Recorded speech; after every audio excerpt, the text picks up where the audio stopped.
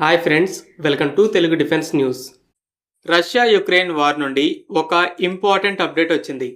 Zelensky మా ground robots soldiers ఎవరూ లేకుండానే వెళ్ళి ఒక రష్యన్ పొజిషన్ని తిరిగి క్యాప్చర్ చేశాయని ప్రకటించాడు.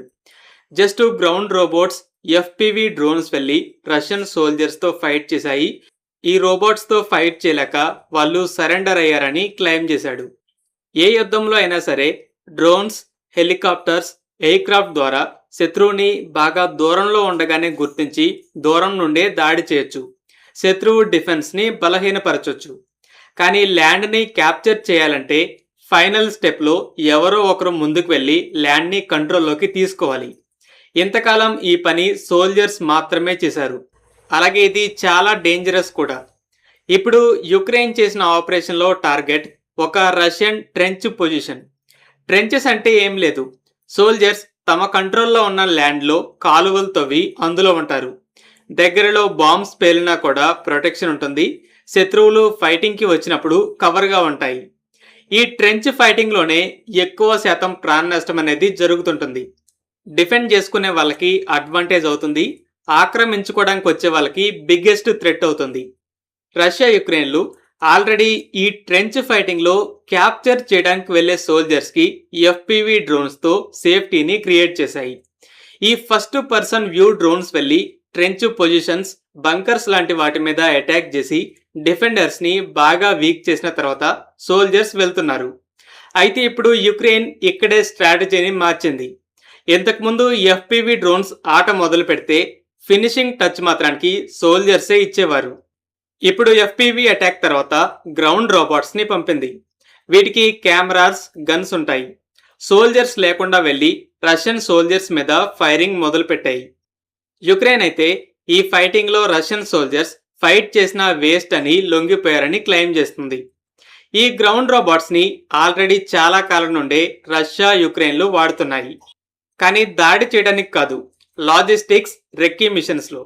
అంటే సోల్జర్స్ పక్కన వెళ్తూ అమ్యునిషన్ని మోసుకెళ్లడం, గాయపడిన సోల్జర్స్ని మోసుకెళ్లడం. ఇక రెక్కీ మిషన్స్లో అయితే రిస్క్ అనుకున్న ఏరియాస్లోకి ముందుగా వీటిని పంపితే ఎవరైనా ఉన్నారా అని చూసి రావడం లాంటి వాటి కోసం వాడారు. అయితే ఇప్పటిదాకా సపోర్ట్ రోల్లోనే ఉంటూ ఇప్పుడు సోల్జర్స్ని రీప్లేస్ చేశాయి. యుక్రెయిన్ ఇలా రోబోట్స్ని పంపడం వెనుక చాలా బలమైన కారణం ఉంది. 4 సంవత్సరాల యుద్ధంలో 2 సైడ్స్ కూడా ప్రాణ నష్టం చాలా విపరీతంగా ఉంది. రష్యా కొత్త రిక్రూట్మెంట్స్తో మేనేజ్ చేసుకుంటూ ఉంది, కానీ యుక్రెయిన్లో ట్రైన్డ్ సోల్జర్స్ కొరత ఎక్కువైంది. అందుకే రోబోట్స్ని అటాక్ మిషన్స్ కోసం ప్రిపేర్ చేసింది. మిలిటరీలో వాడే వెపన్స్ అయినా టాక్టిక్స్లో అయినా సరే రష్యా, యుక్రెయిన్లు చాలా ఫాస్ట్గా అడాప్ట్ అవుతున్నాయి. సపోజ్ వెపన్స్ని చూస్తే రష్యా షాహీద్ డ్రోన్స్ని జరాన్ పేరుతో ఎన్నో ఇంప్రూవ్మెంట్స్ చేసింది. యుక్రెయిన్ మీద దాడులు చేస్తుంది. యుక్రెయిన్ వీటి విషయంలోనే ఎయిర్ డిఫెన్స్ మిజైల్స్ ఎక్కువగా అయిపోతున్నాయని చాలా తక్కువ ఖరీదులో ఇంటర్సెప్టర్ డ్రోన్స్ని డెవలప్ చేసి హ్యూజ్ నెంబర్స్లో మ్యానుఫ్యాక్చర్ చేస్తుంది. మరలా కౌంటర్గా రష్యా ఇన్కమింగ్ ఇంటర్సెప్టర్ డ్రోన్స్ని షూట్ డౌన్ చేయడానికి షాహీద్ డ్రోన్స్లో చిన్న ఎయిర్ టు ఎయిర్ మిజైల్స్ని ఫిట్ చేసింది. ఒక కమికాజే డ్రోన్కి ఇలాంటి ఫీచర్ ఉండటం ఇదే ఫస్ట్ టైం.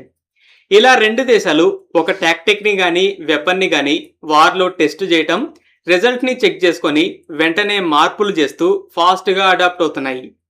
ఫ్యూచర్లో హ్యూమనాయిడ్ రోబోట్స్ సోల్జర్స్ని రీప్లేస్ చేస్తాయని అందరూ అనుకుంటున్నారు.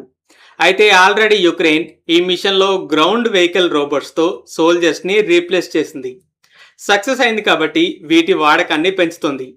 ఇలా రష్యా, యుక్రెయిన్ ఎప్పటికప్పుడు ఫ్యూచర్ ఆఫ్ వార్ఫేర్ అంటే ఏంటో ప్రపంచానికి చూపిస్తూనే ఉన్నాయి. ఫ్రెండ్స్, ఈ వీడియో మీకు నచ్చినట్టయితే లైక్ చేయండి. అలాగే మరిన్ని డిఫెన్స్ అప్డేట్స్ కోసం మన ఛానల్ని సబ్స్క్రైబ్ చేసుకోండి.